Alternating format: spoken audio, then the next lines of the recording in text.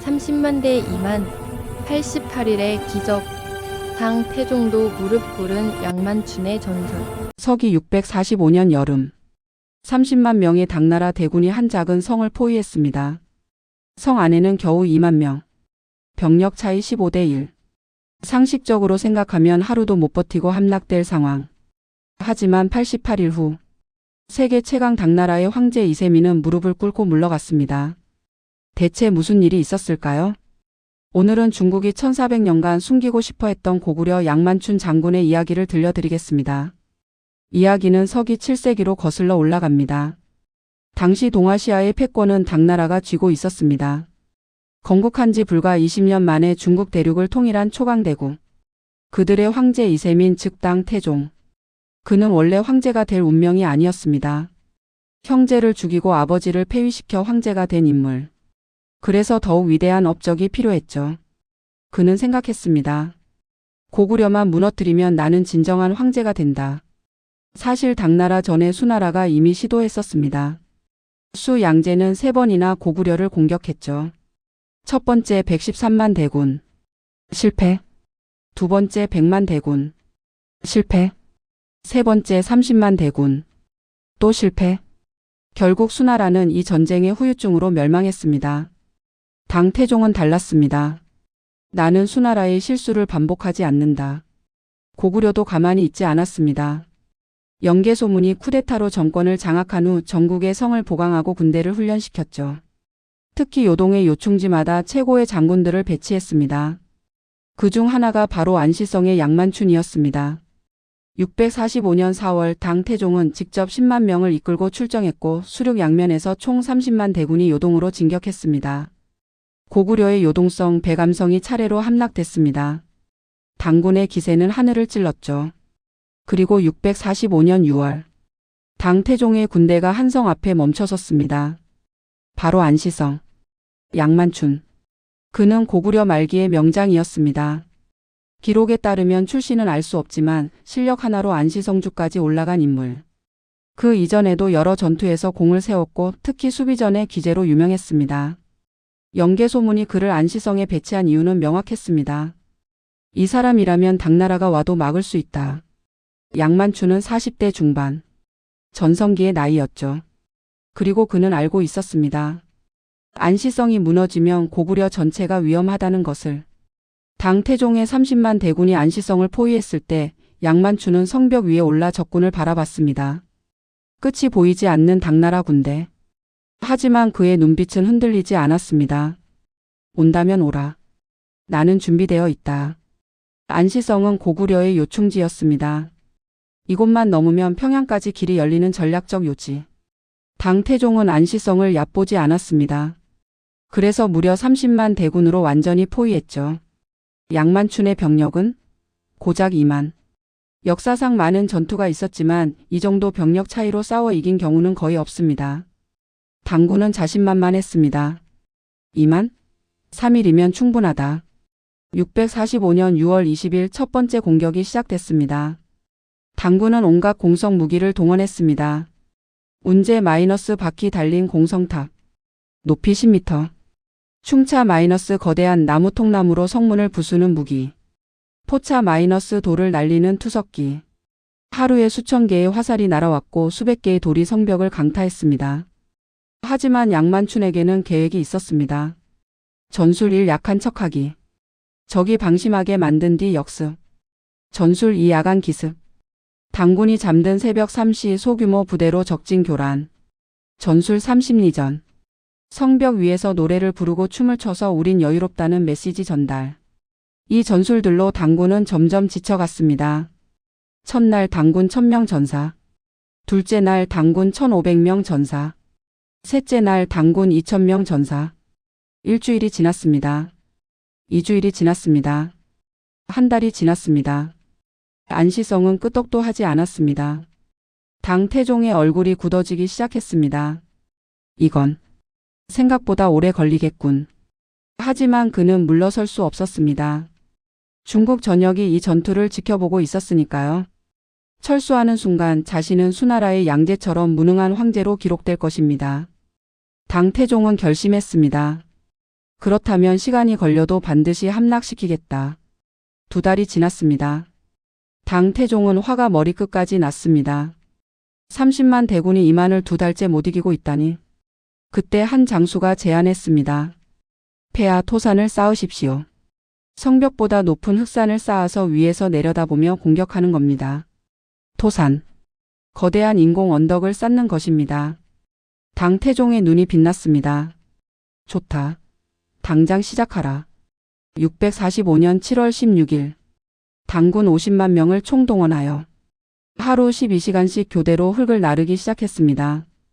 토산을 쌓는 것은 상상을 초월하는 노동이었습니다. 한 사람이 하루에 나를 수 있는 흙은 한 광주리. 50만 명이 60일 동안 쉬지 않고 날랐습니다.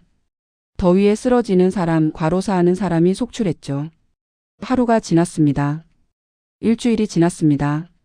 30일이 지나자 토산은 이미 안시성 성벽 높이에 도달했습니다.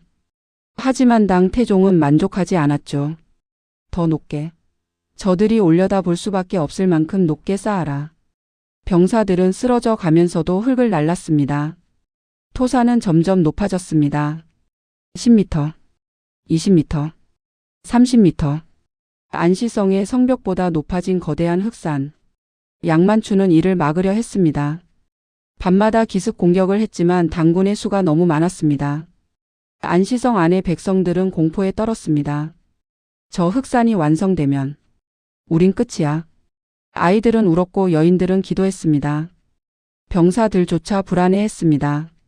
그때 양만춘이 백성들 앞에 섰습니다. 두려워하지 마십시오.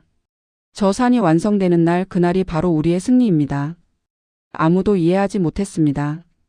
하지만 그의 눈빛을 보고 믿기로 했습니다. 60일이 지났습니다. 드디어 토산이 완성됐습니다. 높이 50m. 안시성 성벽보다 훨씬 높은 거대한 산. 당 태종이 직접 올라가 봤습니다. 안시성 내부가 한눈에 내려다 보였습니다. 이제 끝이다. 저 흑산에서 화살을 쏘아대면 성 안의 놈들은 숨을 곳이 없다. 양만춘도 알았습니다.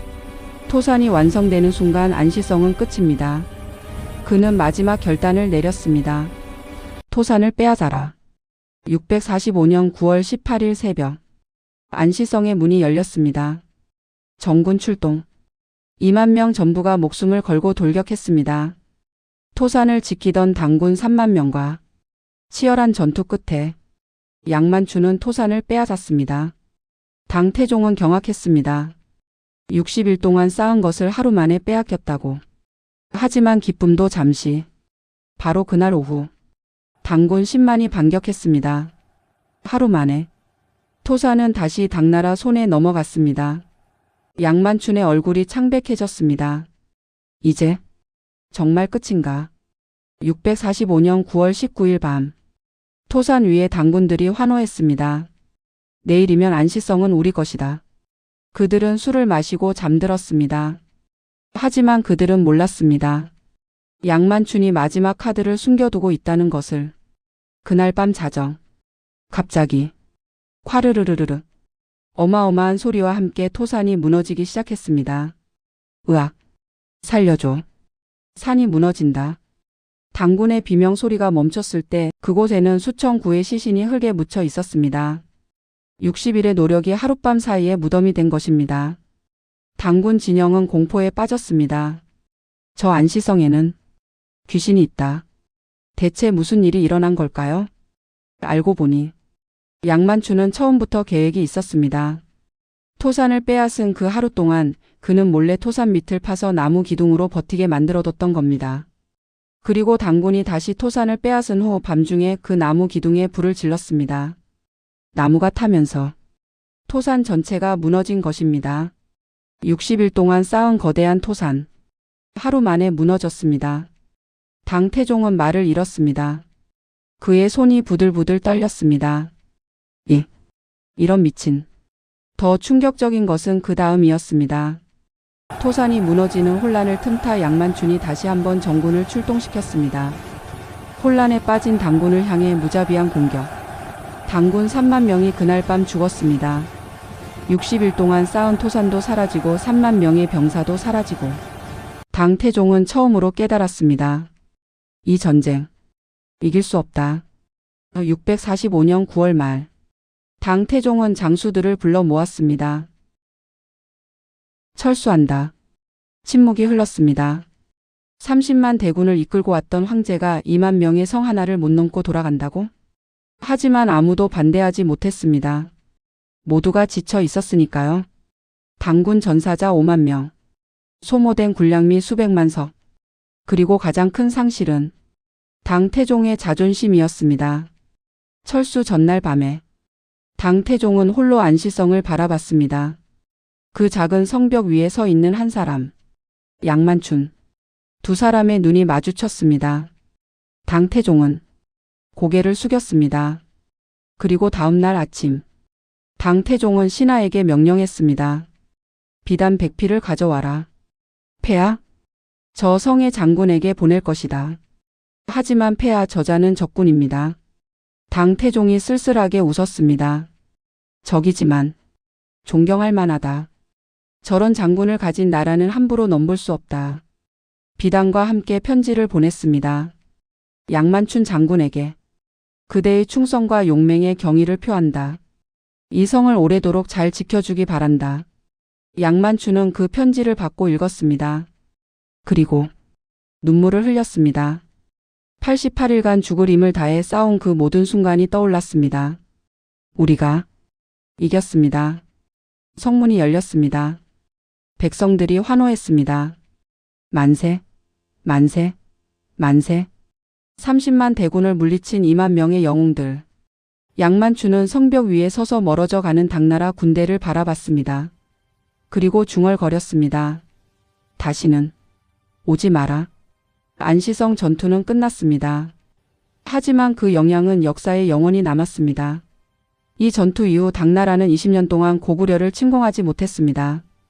당태종은 그로부터 4년 후 죽었는데 죽기 직전 이렇게 말했다고 합니다. 내 평생 단 하나의 후회가 있다. 안시성을 넘지 못한 것이다. 양만춘은 그 후 어떻게 됐을까요? 기록에 따르면 그는 안시성을 계속 지키다가 668년 고구려가 멸망할 때까지 싸웠다고 합니다. 안시성이 함락된 것은 양만춘이 죽은 이후였습니다. 그만큼 그는 마지막까지 이 성을 지켰죠. 고구려는 결국 멸망했지만 양만춘의 이름은 영원히 남았습니다. 그는 우리에게 가르쳐 줍니다. 불가능해 보이는 상황에서도 포기하지 않으면 기적은 일어난다는 것을. 수적으로 열세해도 전략과 용기가 있으면 이길 수 있다는 것을. 그리고 무엇보다 지켜야 할 것을 위해 싸우는 사람은 결코 쉽게 무너지지 않는다는 것을. 만약에 양만춘이 없었다면 어땠을까요?